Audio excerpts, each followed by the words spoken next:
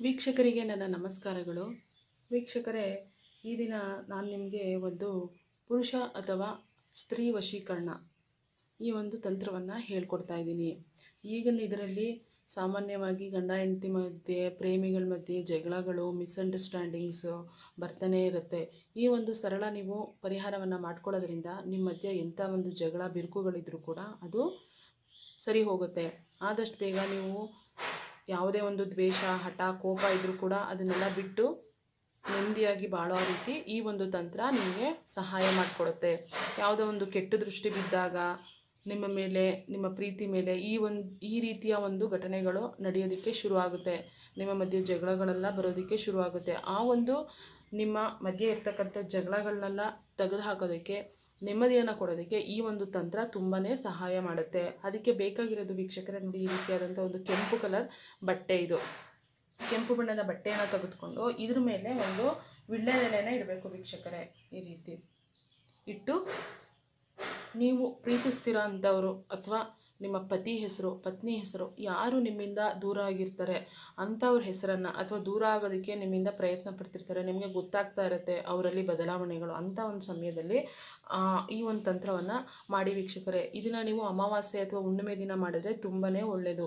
ವ್ಯಕ್ತಿಗಳನ್ನು ನೀವು ನಿಜವಾಗ್ಲೂ ನಿಮ್ಮಿಬ್ಬರ ಮಧ್ಯೆ ಒಂದು ಒಳ್ಳೆಯ ಸಂಬಂಧ ಇದ್ದು ಒಳ್ಳೆ ಪ್ರೀತಿಯನ್ನು ಮಾಡ್ತಿದ್ರೆ ಮಾತ್ರ ಈ ಒಂದು ತಂತ್ರವನ್ನು ನೀವು ಮಾಡಿ. ಸುಮ್ಮನೆ ಯಾರ್ಯಾರ ಮೇಲೋ ಮಾಡಿದ್ರೆ ಇದು ನಿಜ ನಿಮಗೆ ಯಾವುದೇ ರೀತಿ ಫಲವನ್ನು ಕೊಡೋದಿಲ್ಲ. ಮತ್ತು ಇದನ್ನು ಕೆಟ್ಟದಕ್ಕೆ ಬಳಸಬೇಡಿ ವೀಕ್ಷಕರೇ, ಒಳ್ಳೆಯದಕ್ಕೆ ಮಾತ್ರ ಬಳಸಿ.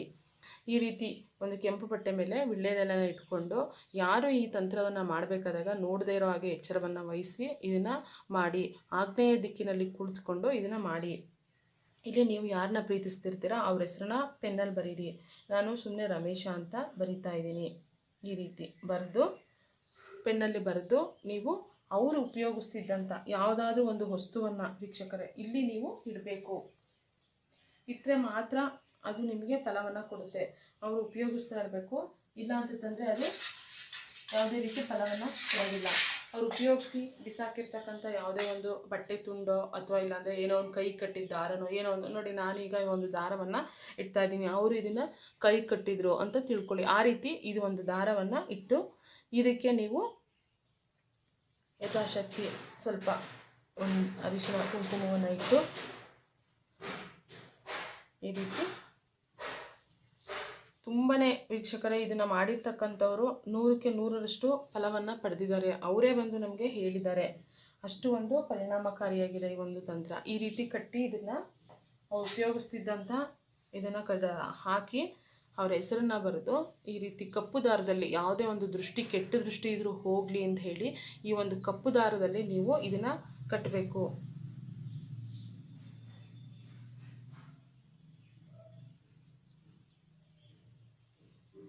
ಈ ರೀತಿ ಕಟ್ಟಿಬಿಟ್ಟು ಈಗ ನಾನು ಹೇಳ್ಕೊಡುವಂಥ ಒಂದು ಮಂತ್ರವನ್ನು ವೀಕ್ಷಕರೇ ನೀವು 58 ಬಾರಿ ಹೇಳಬೇಕು.